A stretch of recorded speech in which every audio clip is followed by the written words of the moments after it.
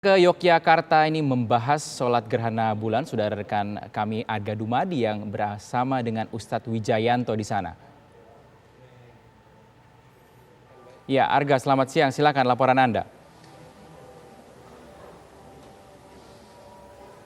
Ya, selamat siang Rizky Darmansyah dan juga pemirsa. Seperti sudah disampaikan sebelumnya bahwa nanti malam ini akan terjadi gerhana bulan total begitu. Di mana memang untuk umat Islam sendiri ini diimbau untuk melakukan sholat khusuf ataupun juga bisa dikatakan sholat gerhana begitu.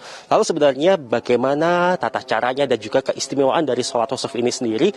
Saya sudah bersama dengan Ustadz Wijayanto pemirsa dan kita akan berbincang-bincang untuk mengulik ibadah istimewa ini begitu ya. Assalamualaikum Ustadz. Waalaikumsalam warahmatullahi wabarakatuh. Baik, Ustadz bisa disampaikan itu kepada pemirsa. Sebenarnya sholat khusuf atau sholat gerhana ini definisinya seperti apa? Kemudian juga tata caranya bagaimana begitu Ustadz? Ya, sebetulnya sholat khusuf sebagaimana sholat biasa 2 rakaat, cuman ada kaifiat yang berbeda. Yaitu ketika pertama niatnya tentu niat untuk sholat gerhana, kemudian kita dijaharkan walaupun pagi, siang, sore, malam itu dengan suara keras. Kemudian rakaat pertama itu dilakukan dengan membaca Al-Fatihah dan juga surat. Kemudian rukuk, tetapi setelah i'tidal bukan Rabbana lakal hamdu, tetapi Al-Fatihah dan surat lagi. Nah, baru jadi rukuknya 2 kali, kemudian dia sujud. Sebagaimana biasa, bangkit dari sujud, duduk di antara 2 sujud itu. Ya, kemudian rakaat kedua diulang lagi hal yang sama. Dan biasa dibaca surat Al-Baqarah, tapi tidak harus itu. Dan Rasulullah membaca suratnya sangat panjang. Surat-surat yang dilakukan panjang, dan sholat khusuf ini berkaitan dengan kejadian yang sering terjadi di banyak belahan dunia, terutama di Indonesia itu berkaitan dengan mitos-mitos yang tidak laisa minal Islam, tidak dari Islam. Dari mulai kadang-kadang bangunkan ternak, dari mulai orang yang punya kandungan suruh suruh bersembunyi, dan juga beberapa perilaku-perilaku yang sebetulnya di dalam Islam laisa minal Islam, bukan disyariatkan. Syariatnya adalah suruh berdoa, kemudian suruh bertobat, kemudian sholat 2 rakaat dilanjutkan dengan khutbah. Khutbahnya kaitannya dengan akidah untuk meluruskan bahwa ini adalah peristiwa di mana sholat gerhana ini, gerhana ini adalah kejadian alam yang memang karena kuasa Allah, bukan karena apa-apa. Karena kebetulan momennya dengan meninggalnya anak Rasulullah Ibrahim.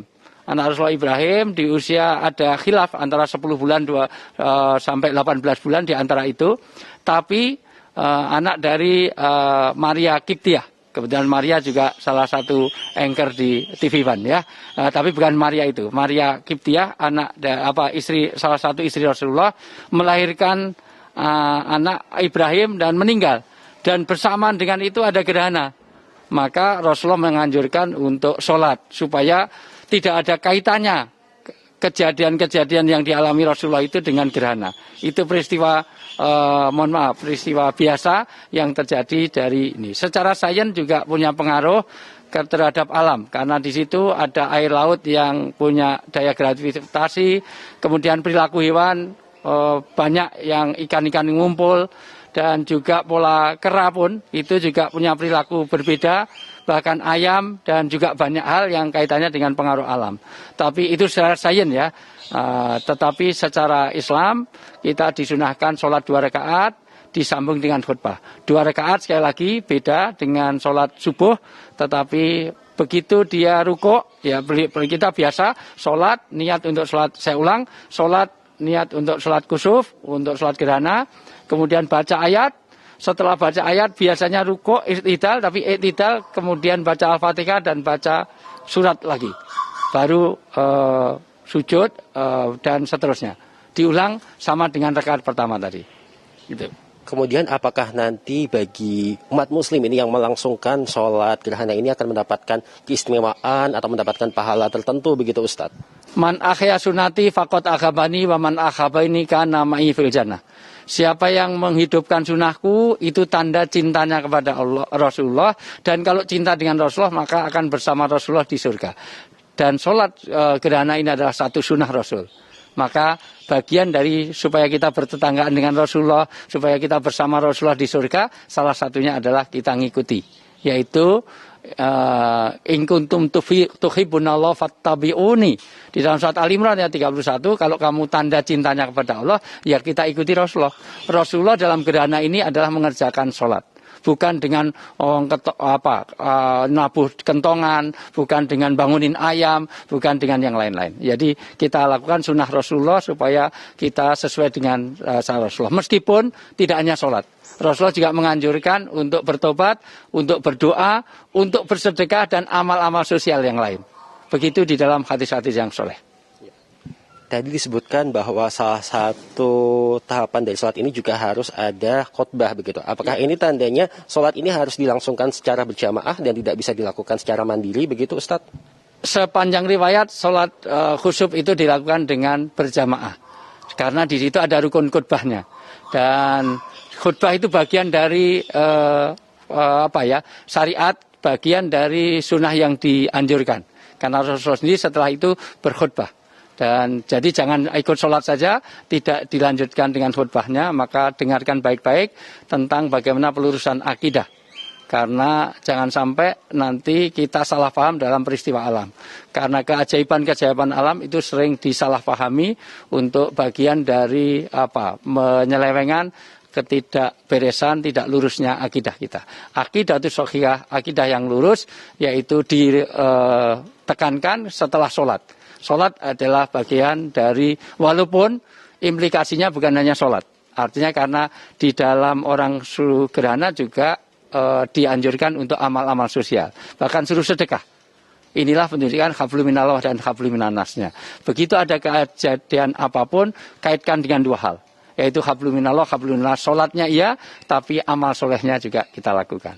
Dan itulah gerhana. Dan ini kan memang ada beberapa masjid yang menggelar sholat gerhana begitu ya. Namun apakah kita harus melangsungkan ini di masjid atau boleh juga melangsungkan bersama dengan keluarga di rumah begitu? Apalagi di tengah situasi pandemi seperti saat ini begitu, Ustaz.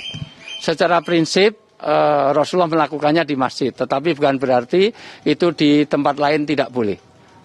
Wa idza amartukum bisain fa'tu minhu mastata'tum. Kalau ada satu perintah ya kita lakukan semaksimalnya. Tapi karena saat pandemi, kondisi yang memang darurat, itu jangankan kok sesuatu yang sunnah, yang terlarang saja boleh dilakukan. Artinya kondisi darurat kalau nggak memungkinkan di masjid ya semaksimalnya kita bisa langsungkan. Di mana kita bisa melakukannya. Idealnya ya berjamaah di masjid dan juga ada khutbahnya. Tapi kalau nggak bisa ya di mana kita bisa yang aman. Karena orang Islam juga harus tahu tentang pentingnya kesehatan, salul afiyah ba'dal yakin. Mengutamakan kesehatan setelah dia punya keyakinan. Jangan sampai kita mengajar sunnah tetapi la doror wala diror. Dengan adanya protokol kesehatan, kelihatannya cari sunnah, tapi bisa saja kita menyebarkan penyakit. Karena kita tidak tahu apa kita itu membawa virus atau tidak.